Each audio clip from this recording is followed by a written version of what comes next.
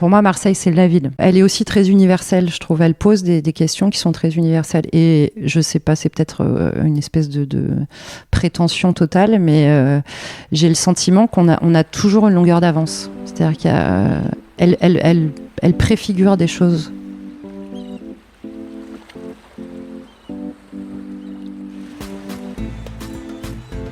Vous écoutez Marseille Créative, je suis Clémentine Roux, votre hôte. Dans ce podcast, découvrez les histoires d'artistes, d'artisans, de chefs, de designers, mais pas que. Vous entendrez des personnes engagées, marseillaises d'origine ou d'adoption, connues ou moins connues, qui font bouger Marseille grâce à leurs mains, leurs yeux et leur cœur. Bienvenue dans Marseille Créative, le podcast qui met en lumière les créatives et les créatifs marseillais.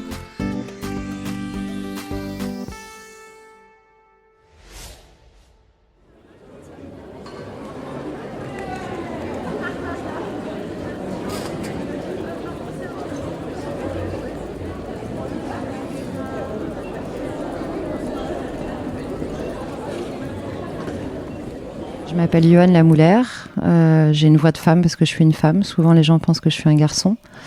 Et je suis une photographe de 45 ans. Je fais partie d'un collectif qui s'appelle Tendance Floue. Où est-ce que tu es née et tu as grandi ? Je dis jamais là où je suis née parce que c'est un endroit que je connais peu. Donc j'aime bien mentir, j'ai un rapport au mensonge qui est assez bizarre. Je suis pas du tout une mythomane. Et j'aime bien perdre les gens dans mon travail et dans ce que j'en raconte, déformer les choses pour les rendre incertaines, plus complexes. J'aime pas trop... C'est un exercice difficile de parler de soi, donc du coup, parfois, c'est plus facile de mentir. Donc je dis que je suis nîmoise, parce que c'est la ville dans laquelle j'ai vécu le plus longtemps dans ma vie. Et j'en suis partie à 15 ans. J'ai passé mon adolescence aux Comores. J'ai fait mes études, j'ai fait 2 années d'études à Montpellier, puis l'école d'Arles pendant 3 années, et Marseille. Pourquoi tu as décidé de venir t'installer à Marseille ? Parce que j'étais étudiante à Arles, parce que je suis un pur produit méditerranéen, que quand j'étais jeune déjà, je pense que j'ai choisi l'école d'Arles, pas par facilité, mais parce qu'elle était chez moi, en fait, dans la partie sud, la partie basse du pays. Si l'école avait été à Paris, je pense que j'aurais pas passé le concours. Je me sentais incapable de vivre dans cette ville. Ou en tout cas, c'était une ville pour laquelle j'avais pas d'affection particulière. Et donc, du coup, Marseille, c'était la plus grosse ville à côté d'Arles. Quand je suis sortie de l'école, je suis pas arrivée directement à Marseille. Je me suis installée à la campagne pendant un peu moins d'une année. Et je suis arrivée à Marseille après. Est-ce que tu as un souvenir en tête de ton arrivée à Marseille ? Ouais, c'était une installation ultra rocambolesque. Donc du coup, ouais, je me souviens très bien. Ouais. En fait, je suis arrivée, j'ai passé mon mémoire de l'école d'Arles sur les saisonniers agricoles migrants. Et il y a une maison d'édition qui n'existe plus, qui s'appelait Kiasma, et qui m'a proposé de faire un livre sur mon boulot quand j'avais 23 ans. Et donc, du coup, cette maison d'édition avait une succursale à Marseille. Et pendant le Festival d'Avignon, j'ai rencontré un garçon dans un bar. Et ce garçon m'offre un verre au bar, et puis il disparaît. Et quand je suis arrivée à Marseille, un soir, je suis sortie à la plaine pour faire la fête. Et devant moi, il y avait un garçon. Et en fait, c'était lui. Et c'était peut-être le premier soir où j'arrivais à Marseille. Et donc, du coup, je lui dis, mais je te connais. Et il me dit, ouais, je t'ai offert un verre à Avignon. Et je lui dis, mais ouais, tu m'as offert un verre. Et puis après, t'as disparu. Et il m'a dit, ouais, mais c'est une technique. Et je savais qu'on allait se revoir. Et donc, voilà, je me souviens de cette arrivée, qui était une espèce de conjonction de hasard qui ont rendu la ville tout de suite hyper magique, parce que en plus de ça, j'avais trouvé un petit boulot dans le cinéma, et donc en fait je me suis retrouvée dans un lieu qui existe toujours, qui s'appelle Cap 15, qui est un lieu artistique à Saint-Antoine. Et donc je me suis retrouvée avec un atelier d'artiste à Saint-Antoine, du boulot, un mec. C'était magique. C'était une arrivée magistrale, enfin une espèce d'incubation absolue et immédiate, quoi. C'était drôle. Quel est ton métier ? Photographe. Comment tu décrirais ton univers artistique ? Simple, c'est simple dans le sens naturaliste. C'est-à-dire qu'effectivement, moi, il y a plein de moments dans mon boulot où j'ai pas l'impression de faire grand-chose. J'ai surtout l'impression d'accumuler la beauté des autres et de me servir beaucoup des autres. Donc, j'utilise pas de lumière artificielle. C'est techniquement assez simple. Le Rolleiflex, c'est un boîtier très rudimentaire. J'utilise pareil, pas par ambition. C'est-à-dire que j'avais pas de grandes idées sur ce que j'allais faire, mais plutôt par flemmardise. J'ai toujours utilisé le même appareil photo, la même typologie de film. Et donc, tout ça, ça a fini par faire série, parce que les images s'accumulent au fur et à mesure des années. La photographie, c'est un peu comme la cuisine. Je pense qu'il y a tout un panel de ressources, de manières de travailler. Et moi, justement, ce que j'ai toujours essayé de conserver comme pratique de travail, c'est-à-dire pas de pratique personnelle artistique, mais pratique de travail, c'est justement d'avoir un travail de commande, d'avoir un travail collectif avec tendance floue, de me mettre à la disposition de Mohamed El-Khatib pour être une main, une sorte d'ouvrière, et avoir mon travail à moi. Alors, je les décris pas tous, mais en tout cas d'avoir pléthore de manières de travailler pour garder un équilibre et pour pas toujours être en centralité de moi-même. Mais en tout cas, ce que je fais pour moi, dès le début de ma carrière, je l'ai fait avec un appareil photo particulier. Donc en fait, j'ai dissocié mes outils de travail. Je pense que ça a été une manière, quand j'étais plus jeune, d'essayer de conscientiser la ressource économique. C'est-à-dire que j'avais l'impression, quand je travaillais pour moi avec mon Rolleiflex, de rester totalement libre, parce que c'était un espace dans lequel l'argent rentrait pas forcément. Et en commande de travailler avec un outil numérique qui, effectivement, me permet d'engranger de l'argent et de le rebasculer à un autre endroit. J'ai toujours un peu travaillé de la même manière. Et la question que je me pose aujourd'hui, du coup, c'est mon placement plastique au regard de ce qu'est la photographie plasticienne aujourd'hui. J'ai pas beaucoup d'artefacts, moi. Je photographie un peu comme je respire. Je pense que je suis plus une photographe du ventre qu'une photographe cérébrale.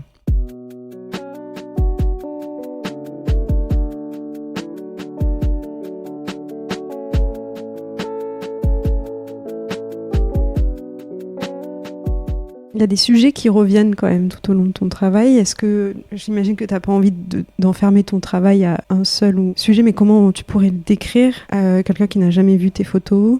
Il y a une patte en particulier quand on voit tes photos? Alors ça, je m'en rends pas compte, moi. C'est un peu comme entendre sa voix, je pense que c'est compliqué d'avoir du recul par rapport à ça, parce qu'encore une fois, c'est pas très conscientisé ou pas très intellectualisé. Ce qui veut pas dire que je suis stupide, mais c'est juste que je pense que c'est la manière dont j'aime amener mon corps dans cette histoire-là. Et après, est-ce qu'il y a des sujets qui ressortent je sais pas. Alors c'est assez drôle, je me suis souvenue de ça ce matin dans ma douche. À l'époque, quand on était jeune photographe dans les années 2000, on présentait encore des tirages à des iconographes, ce qui se fait plus trop maintenant parce qu'on envoie plutôt des liens URL pour présenter son boulot. Et on le faisait du coup soit dans des rédactions, soit dans des festivals. Et je me souviens d'avoir montré mon travail au festival de Perpignan à une iconographe qui est encore vivante aujourd'hui et à qui j'avais présenté mon travail sur les saisonniers agricoles migrants. Et la première question qu'elle m'avait posée, c'est que font tes parents dans la vie? Et j'avais trouvé ça abject. Parce que moi, je viens d'un milieu qui est très militant, politisé. Et j'ai été élevée dans une logique de ne jamais parler de soi.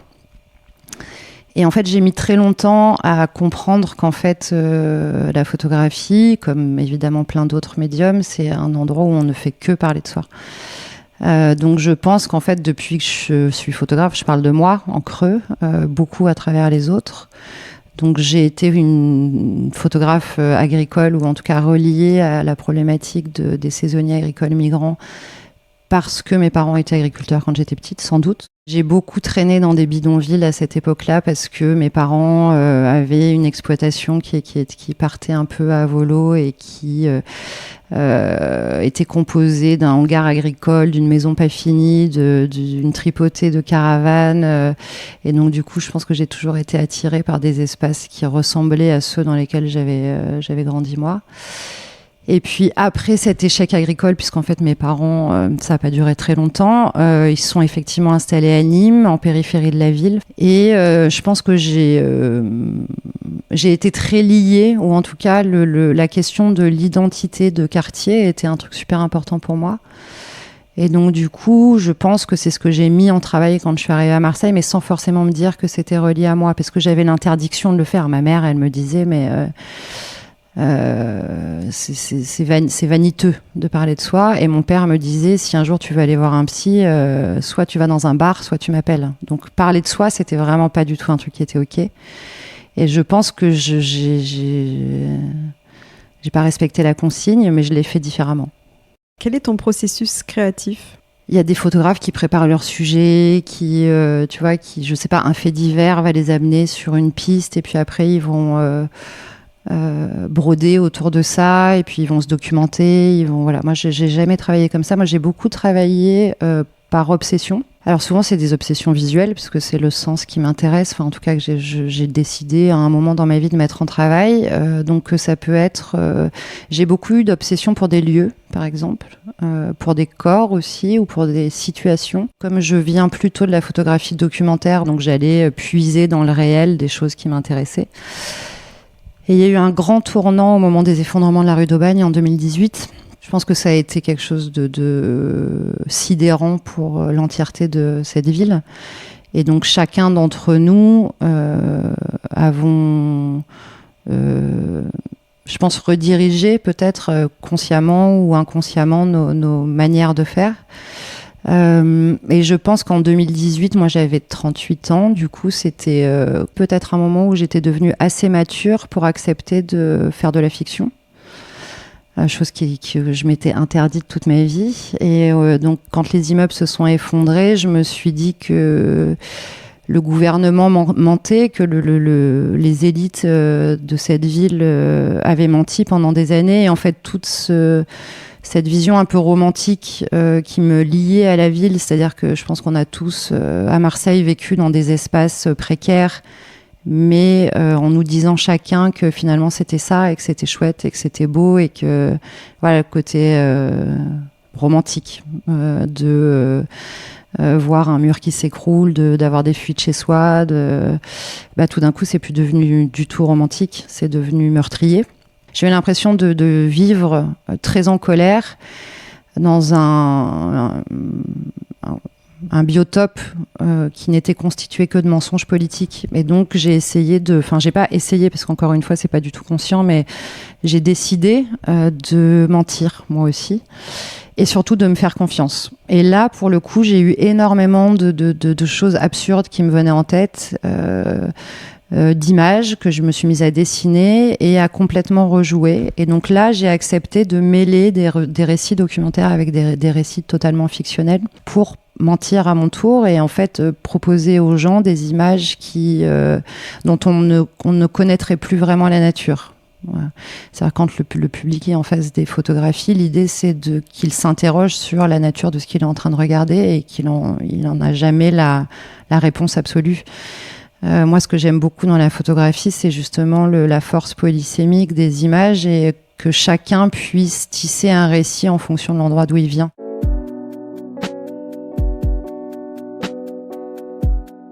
Où est-ce qu'on peut voir tes images ? À Marseille ou dans les alentours ? Alors, à venir, ma prochaine exposition, elle est à la Friche de la Belle de Mai en mars. C'est un travail qui n'est pas du tout marseillais, c'est un travail qui est américain et c'est un travail que j'ai fait sur le milieu des marching bands à Atlanta. C'est une expo collective, on est 4, il y a 2 photographes américains et 2 photographes marseillais. Et après, on peut le voir en ce moment à la Scène nationale de Marseille, au ZEF. Il y a une exposition qui s'appelle L'œil noir et qui est liée à un film que j'ai fait en 2025 et dans des bouquins, voilà, pour les bouquins qui circulent encore. Où est-ce qu'on peut voir ton travail en ligne ? Ah ouais. Alors, mon travail en ligne, il est sur mon site internet qui est pas très fréquemment mis à jour, mais où il y a quand même une grosse partie du boulot. Et c'est tout simplement yohanlamouler.fr ou sur Insta. Mais je suis pas très très active. Mais on ira voir ça. Est-ce que tu veux nous parler d'un projet en particulier? Je peux parler de L'œil noir. L'œil noir, c'est un film de 17 minutes qui est un vieux projet, un film que j'ai écrit. Alors c'est un film que Judith Lévy, qui est une productrice géniale de les films du bal, a eu le courage de produire, parce que quand je dis j'ai écrit un film, en fait le scénario tenait sur 2 pages parce que c'est un film muet, donc il n'y a pas de dialogue. Et donc ce film parle de, pour résumer très très succinctement, la manière dont on tourne tous en rond sur cette planète. On rejoint un peu la question de tout à l'heure, mais j'ai aussi des obsessions pour les formes, et j'ai une obsession totale pour la forme circulaire. Et je suis tombée amoureuse d'un rond-point à Marseille, qui est situé dans le 14e arrondissement de la ville, face justement à la scène nationale de Marseille, face au théâtre du Merlan, entre le théâtre du Merlan et la Busserine. Et je ne sais pas du tout pourquoi, j'ai un rapport hyper mystique à ce rond-point. Et j'ai écrit ce film sur une île sur laquelle j'ai vécu pendant les années Covid, qui est une île qui est située dans le delta du Rhône. Puis après, sur cette île, j'ai fabriqué un bateau pour remonter l'entièreté du fleuve, donc de la mer Méditerranée jusqu'à sa source en Suisse. Donc c'est un bateau que j'ai construit avec des déchets. C'est une barge sur laquelle j'ai grutté une caravane. Donc l'idée, c'était de fabriquer des choses avec ce monde qui était en train de s'écrouler, avec ce que la société de consommation nous laisse ramasser, tout ce qui est à la dérive. Et sur cette île, j'avais du temps, comme tout le monde, pendant le Covid, même si pendant le Covid, j'ai beaucoup travaillé. Et je fais partie des gens privilégiés qui peuvent dire que ça a été une période magique, parce que du coup, j'ai aussi beaucoup remis en question ma pratique photographique, mais en même temps, j'avais toujours un pied dans le réel, parce que je continuais à beaucoup travailler pour Libération. Donc avec ma carte de presse, j'avais une liberté de circulation qui me permettait de regarder le monde d'une manière différente. Et puis du coup, j'ai fait cette série sur l'île, qui était un endroit fabuleux où on vivait très marginalisé, sans eau, sans électricité, vraiment pour le coup coupé du monde, mais toujours avec ce va-et-vient des containers qui arrivaient de Chine. Voilà, Port-Saint-Louis-du-Rhône, c'est une ville qui est très particulière aussi sur cette circulation des marchandises.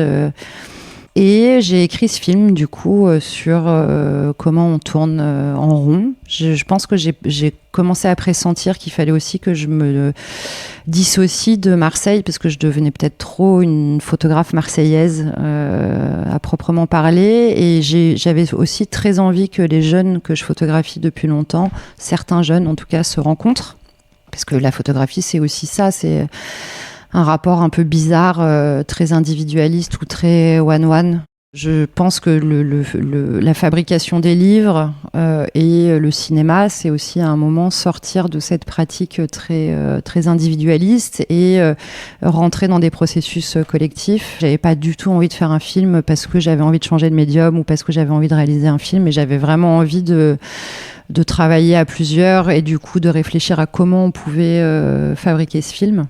Alors du coup, une des idées, c'était de travailler en organisant la chose pour qu'il y ait une égalité de salaire, pour que tout le monde qu'il y ait une horizontalité, en fait, presque totale sur le film, c'est-à-dire sur la question économique, mais aussi sur la question du rapport à la création, qui peut créer aujourd'hui et pour qui on le fait. Quand on fait des livres de photos à 60 balles, enfin voilà, pour qui on le fait. Et quand on fait du cinéma, je trouve qu'il y a aussi cette idée que c'est très attrayant, c'est-à-dire que moi, souvent, en tant que photographe, je me demande pour qui et pourquoi on fait de la photo. Souvent, je me dis que les gens sont archi généreux avec moi, ils osent me livrer leur corps. Enfin, moi, si j'étais à leur place et je voyais une fille comme moi avec des cheveux blancs et un Rolleiflex arriver et dire « Salut, je te trouve beau, est-ce que je peux te photographier ?» Je pense que ma première réponse, ça serait non. Et eux, ils disent oui.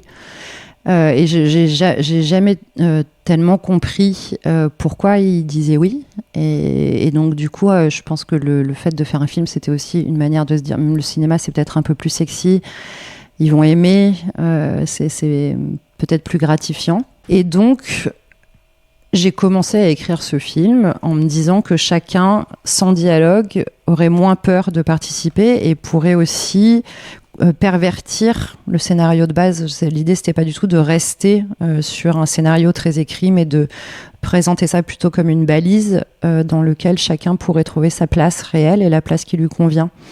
Donc chaque jeune que j'ai reconvoqué, alors évidemment pas tous les jeunes, parce que les gens que je photographie, il y a des gens avec lesquels j'ai pas du tout de relation, et certaines personnes avec lesquelles j'ai des relations longues. C'est pas les jeunes, c'est pas un cube, c'est un cercle justement mou, hybride.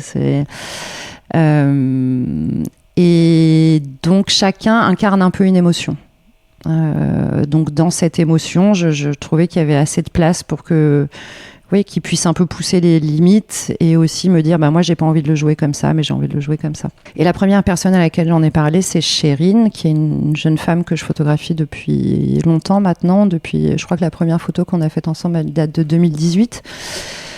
Et Chérine m'a dit mais c'est incroyable, moi aussi j'ai toujours été obsédée par les ronds-points. Donc Chérine elle vit à la Bricarde et elle m'a dit mais moi j'ai toujours été persuadée que sur le rond-point en bas de chez moi les Teletubbies avaient fait leur maison.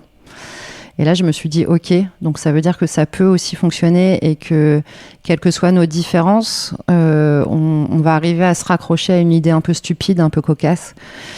Et donc voilà, après on a travaillé sur cette notion du cercle un peu à tous les endroits, c'est-à-dire que le film se déroule sur une journée, donc sur un disque solaire en périphérie de ce rond-point. Donc évidemment il y a des gens et des véhicules qui tournent autour. Chaque personnage incarne la manière dont il a envie de se faire avoir par le système ou pas. Donc Chérine, elle incarne vraiment ça, vraiment celle qui résiste, qui se laisse pas emporter par le bruit du monde. Karim et Feixwal, ils incarnent la gémellité, la force de l'amitié. Rita, elle incarne la colère et justement, elle change jamais de place pendant le film. Elle est complètement statique. Ça parle aussi de la force des meufs et de quelle typologie de relations elles ont avec le mystique, mais aussi avec les garçons, plus prosaïquement.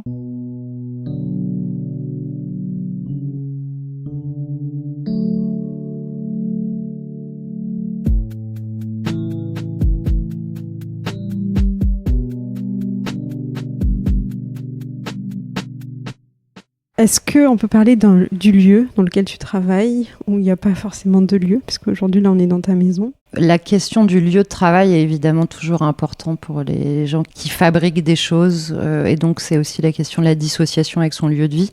Moi, dans ma maison, par exemple, il n'y a pas Internet. Et c'est super important, parce que j'ai vraiment besoin de dissocier mon espace de vie et mon espace de travail, même si c'est le même.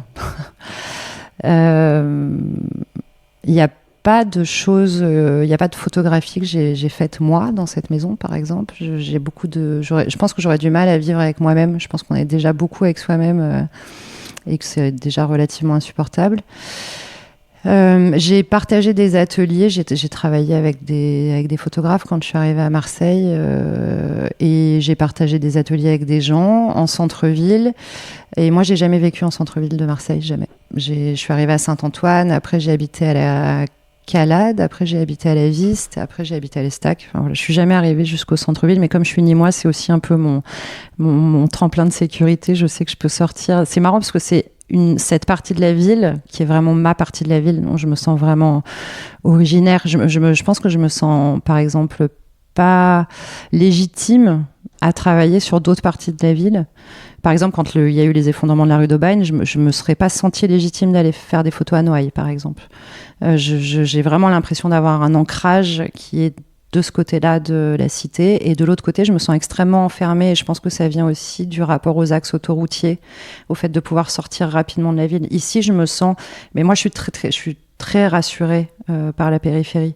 Et c'est aussi la question que pose l'œil noir, c'est de qui et de quoi sommes-nous la centralité? Et je pense que c'est une question qui est fondamentale dans notre rapport à la ville et au pouvoir. Et donc du coup, en fait, faire ces allers-retours pour aller dans des ateliers qui seraient un peu le stéréotype de l'atelier, c'est-à-dire l'open space avec des collègues de travail, ça n'a pas duré longtemps parce que je me suis rendu compte que ça me convenait pas. Et en fait, l'espace dans lequel j'ai le plus travaillé et où j'ai le plus aimé travailler et où j'ai adoré amener des gens, d'ailleurs le podcast avec Oxmo Puccino, on l'a fait là-bas, c'est chez ma maman. Dans une maison, voilà, et donc mon atelier est au premier étage de cette maison. Et je pense que ça a été vraiment pour moi l'endroit le plus riche en termes de création. Quand je sentais la cuisine de ma mère au rez-de-chaussée et qu'elle était en train d'écouter une émission de radio, et je me souviens d'un jour par exemple où elle m'a dit ouais Yoann, il y a un mec qui parle à la radio, j'ai l'impression que c'est toi mais en mec. Je dis ah ouais, ok. Donc j'allume la radio et c'était Jean-Bernard Marlin qui parlait à la radio au moment de la sortie de Sherazade. Et donc j'écoute ce mec et c'est vrai que je me retrouve assez bien dans ce qu'il dit. Et puis après, on est devenus copains. Tu vois, Libération nous a appelés conjointement pour faire une interview croisée. Donc voilà, ma mère, c'était quelqu'un qui avait un sens pour ça, pour me mettre sur des chemins. Je pense que j'ai aussi beaucoup, beaucoup travaillé pour elle. Enfin, je pense qu'il y a aussi dans la question de la production artistique, la question de l'adresse. Et moi, je pense que je me suis toujours adressée à ma mère sans me le dire. Je l'ai compris plus tard. Et ça a été mon meilleur fixeur de toute façon. Donc assez souvent, ça lui arrivait d'être à un endroit et puis en fait, elle branchait les gens pour moi. Mais elle a fait ça toute sa vie. Hein. Elle pouvait aller, je sais pas moi, chez le kiné par exemple. Je me souviens d'une fois où elle était chez le kiné à Saint-Antoine et puis elle a rencontré un gamin qui était là et qui était aussi en rééducation. Je me souviens plus pour quelle raison. Et puis elle s'est mise à discuter avec lui parce qu'elle parlait à tout le monde, a été insupportable. Et puis elle lui dit mais ma fille est photographe, t'es un mec de ouf, il faut absolument que tu la rencontres. Et donc elle m'a mis en lien avec beaucoup de gens. Rita qui joue dans L'Œil Noir par exemple, c'est ma mère qui me l'a présentée.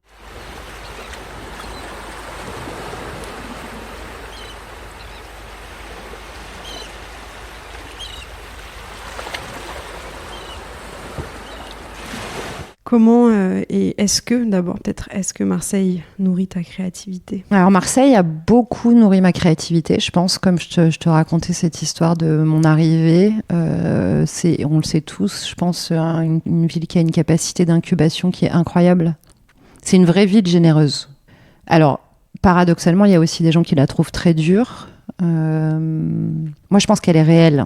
Ce que je dirais, c'est que c'est la ville. Voilà. C'est la ville. Il n'y a pas d'autre ville.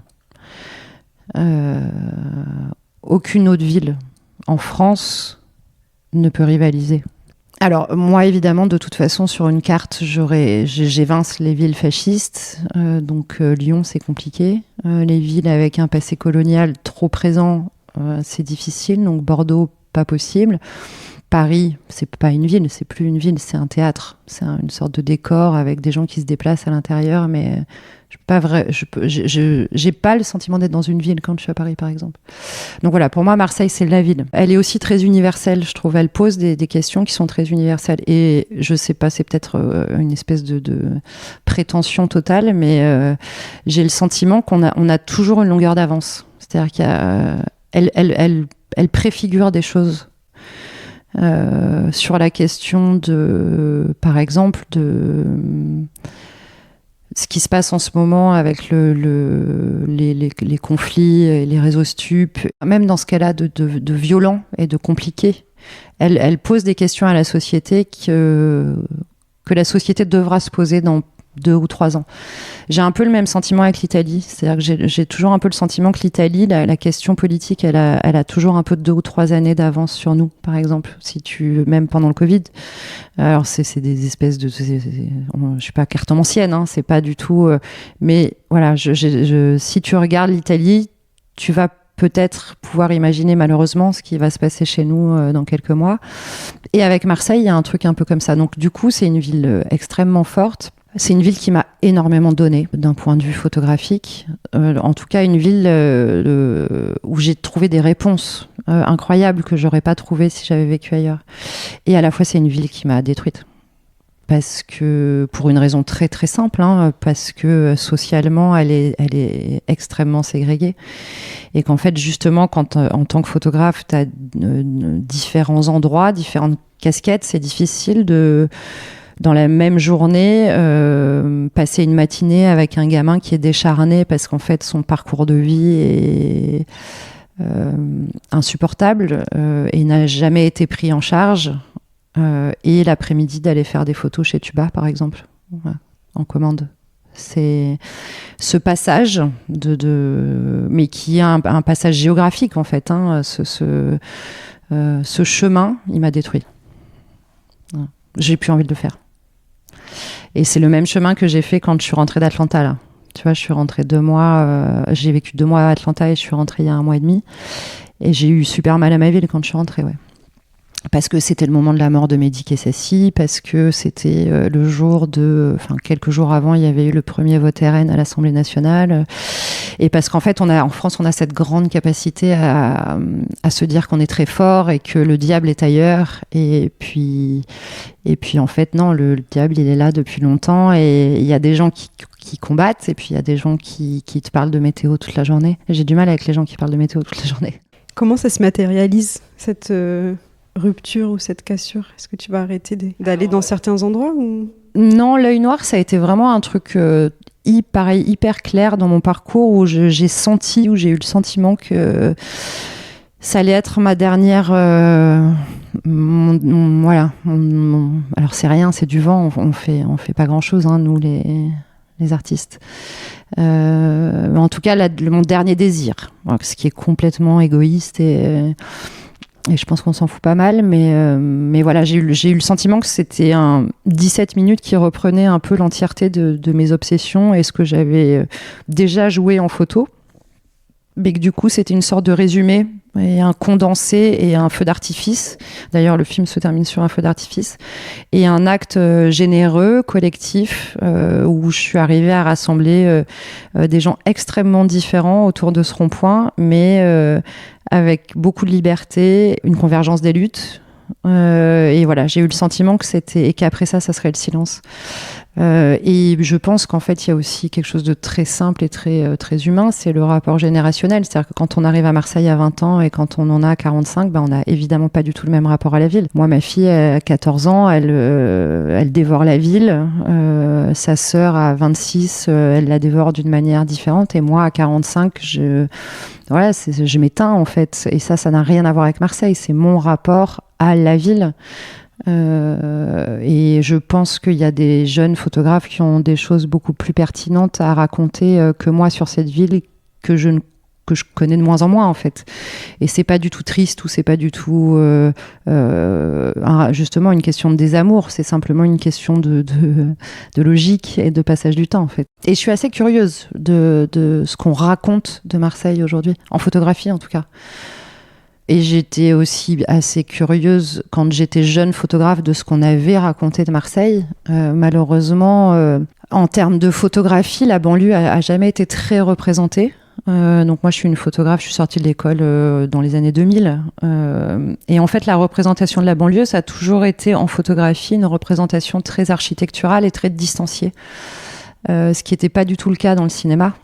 Tu vois, 95 La Haine, 94 1, 2, 3 Soleil de Blier, qui est quasiment intégralement tourné à la Castellane, qui est mon film préféré sur Marseille.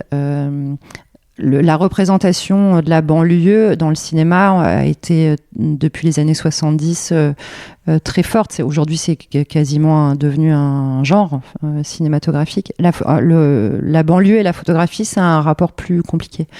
Et moi, quand j'étais jeune photographe, j'ai pas trouvé de représentation comme on pourrait avoir besoin en tant que femme, de représentation de femmes photographes ou de femmes racisées le seul travail qui m'a porté, qui a beaucoup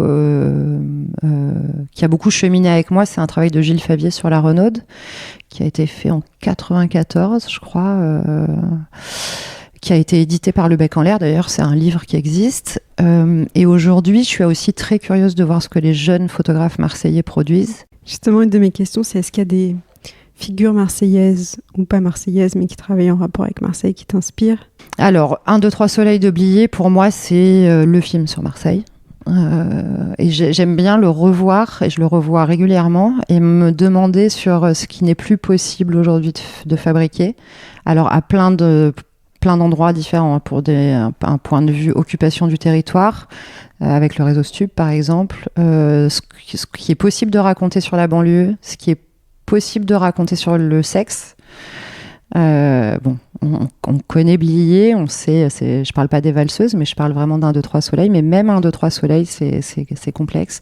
Mais j'aime tellement ce film. C'est le travail de Gilles Favier sur la Renaud. Donc ça, on parle d'un ancien temps, donc du coup, j'ai l'impression d'être une fucking boomeuse, mais il y a un jeune photographe dont j'aime beaucoup le travail qui s'appelle Izudine, qui travaille beaucoup sur sa communauté, sur la communauté comorienne.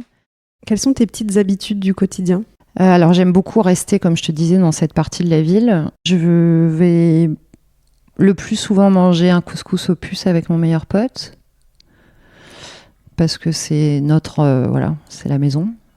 Jusqu'à ce que ça c'est aussi une question mais qui est très très très liée au médium photographique. Mais je pense que quand j'ai commencé à photographier Marseille, j'étais obsédée par tout ce qui était en train de disparaître, parce que j'ai commencé à photographier Marseille plus régulière, de manière quasiment quotidienne dans les années 2009.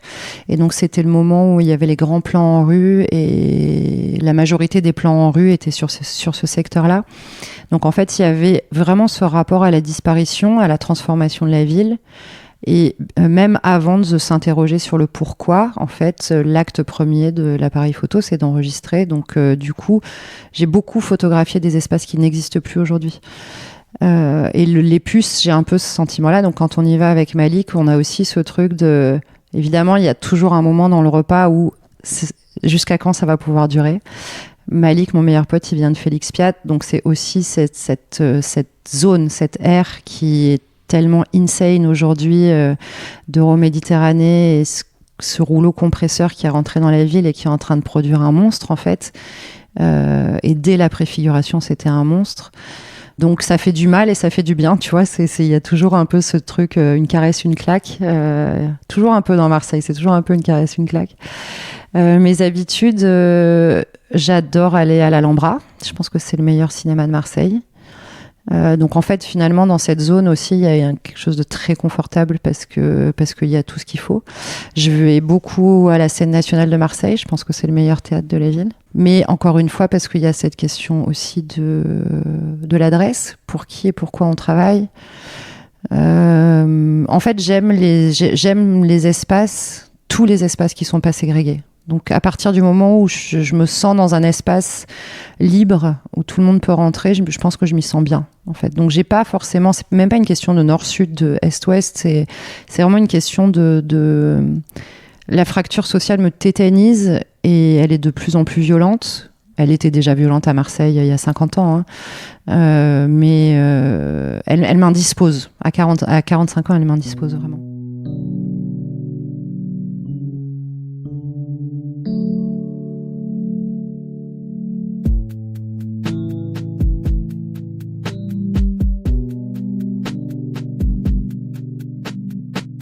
On va passer à ton portrait de Marseille. Si Marseille était un son. Un album des Troublemakers, la nuit, dans une voiture sur la rocade, sur la 55. Donc ça, c'est pareil. Troublemakers, Marseillais. Ouais. C'est un peu vieux, j'avoue, mais c'est grosse influence, ouais. Grosse hybridation, en fait. Voilà. Moi, ce que j'aime, c'est pour ça que je trouve que c'est hyper réducteur. Mais évidemment, tout est réduction aujourd'hui, mais on n'est pas marseillais, en fait. On est une hybridation de tout. Moi, j'adore que les gens imaginent que je suis un garçon, par exemple, parce que je photographie la banlieue, donc du coup, les gens s'imaginent qu'il y a un côté testostéroné. J'adore dire ça. J'adore les gens qui m'appellent et qui me disent on voudrait parler à Yoann Lamouler. Oui, c'est moi. Et les gens sont interloqués. J'aime dire que pas vraiment savoir où tu es né, qu'est-ce que ça peut faire, en fait. Que moi, ma mère était algérienne, mon père est ardéchois. de toute façon, au départ, c'est biaisé. Et en fait, complexifier la pensée, quitte à introduire un peu des chemins de traverse fictionnels, je trouve que c'est bien. Et les Troublemakers, pour moi, c'est ça. Ça pourrait être une musique qui vient de Détroit. Elle a été produite à Marseille, mais elle est tellement multi-influence qu'en fait, j'adore cette richesse-là. Et tu pourrais t'imaginer dans une ville américaine quand tu as les Troublemakers à 3h du mat à fond sur la 55, tu sais qu'il n'y a personne sur la rocade et que tu vas vers le centre-ville. Si Marseille était une odeur. C'est pareil, ça me fait penser à un livre que j'adore, qui est un livre qui s'appelle Marseille, ville propre, d'un auteur que je trouve fabuleux, qui s'appelle Mika Bierman, que je connais pas, mais dont j'admire beaucoup le travail. Donc ça rejoint ta question de tout à l'heure. S'il y a des gens qui m'inspirent, je dirais que sa littérature est assez incroyable. Et Marseille, ville propre, c'est un livre qui n'existe plus, et c'est un livre assez vieux qu'il a fait, mais qui est un roman érotique, donc qui mêle sexualité et grève des éboueurs à Marseille. Je trouve ça génial. Et donc, quand tu m'as dit ça, quand tu m'as posé ces questions, j'ai pensé au jasmin, mais pas parce que j'aime les navettes, pas parce que je pense pas à la boulangerie, en tout cas, tu vois, je pense pas à l'eau de fleur d'oranger, ni à à ça, mais parce que ma mère s'appelait Yasmine, et du coup, pour moi, c'est le jasmin. Et il y a aussi ce lien à la Méditerranée, mais je le mélangerais volontiers avec un petit jus de poubelle. Et si Marseille était un goût ? Pour moi, si Marseille était un goût, c'est pareil, c'est difficile de répondre comme ça à un truc. Comme ça, aujourd'hui, je dirais, je sans doute autre chose demain, mais je dirais un mélange de cuisine marseillaise et cuisine napolitaine. Je sais pas. J'aime pas la sauce tomate, mais quand tu me poses la question, je vois de la sauce tomate et du poisson. Je sais pas. J'ai pas de réponse précise. Si tu devais quitter Marseille, qu'est-ce que tu regretterais ? Je regrette jamais rien, moi. J'oublie vite. Et je pense que c'est aussi très lié à la photographie. Je pense que les gens qui sont photographes, les photographes ont structurellement une problématique de mémoire.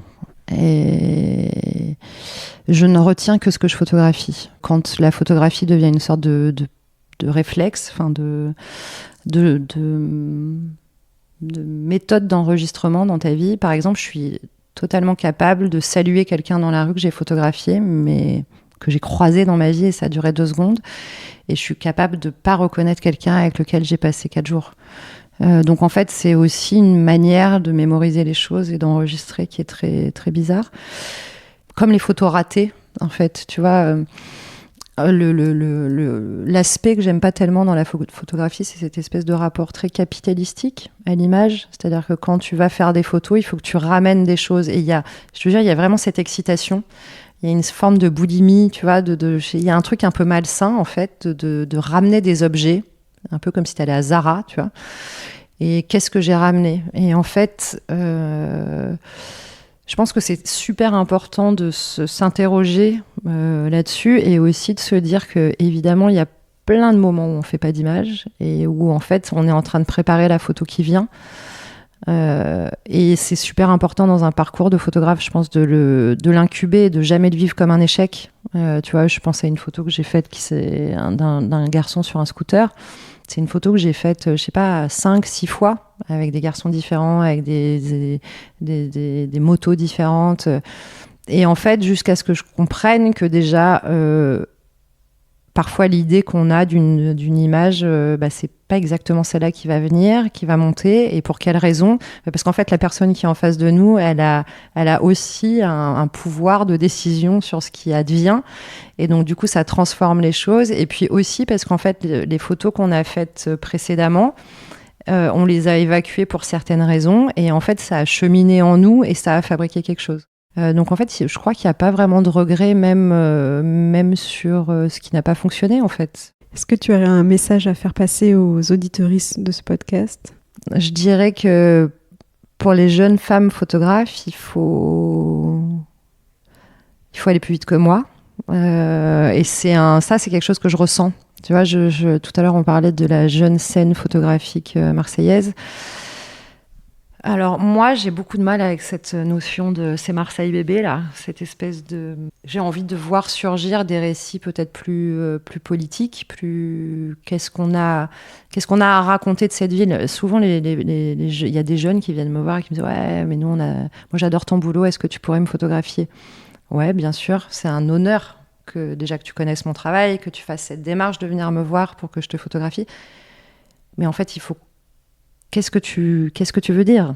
On fait pas une photographie parce que je vais te mettre dans une lumière qui est jolie, ouais, c'est ok, on peut le faire.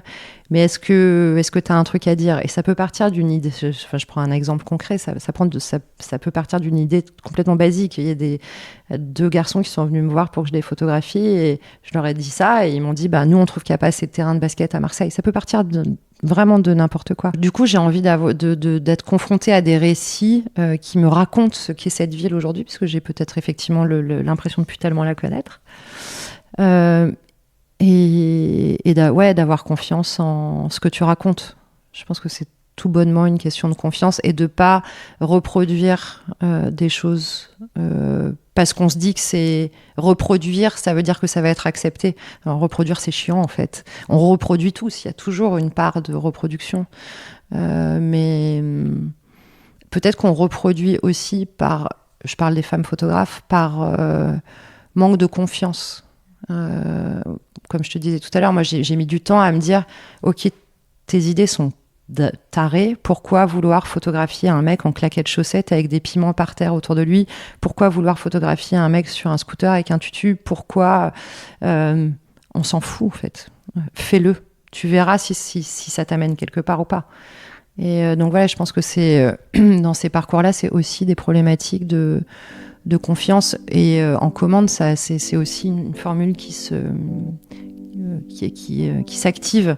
Je pense que c'est très chiant de travailler pour des médias en se disant il faut que je reproduise telle ou telle typologie d'image. Ce qui est encore un peu magique à la Libération, par exemple, c'est que c'est ce sentiment de liberté qui peut t'amener à te dire que de toute façon la photographie, et c'est Gilles Favier qui dit ça, mais que la photographie c'est un morceau de papier en fait, on s'en fout.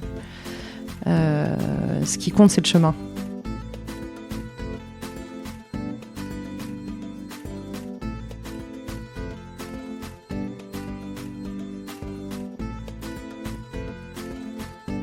Merci d'avoir écouté cet épisode jusqu'au bout. Alors pour m'aider à le faire connaître, n'hésitez pas à le partager autour de vous et à mettre 5 étoiles sur Spotify et Apple Podcasts. D'avance, un grand merci pour votre soutien et je vous donne rendez-vous dans 15 jours pour un nouveau portrait marseillais. À bientôt!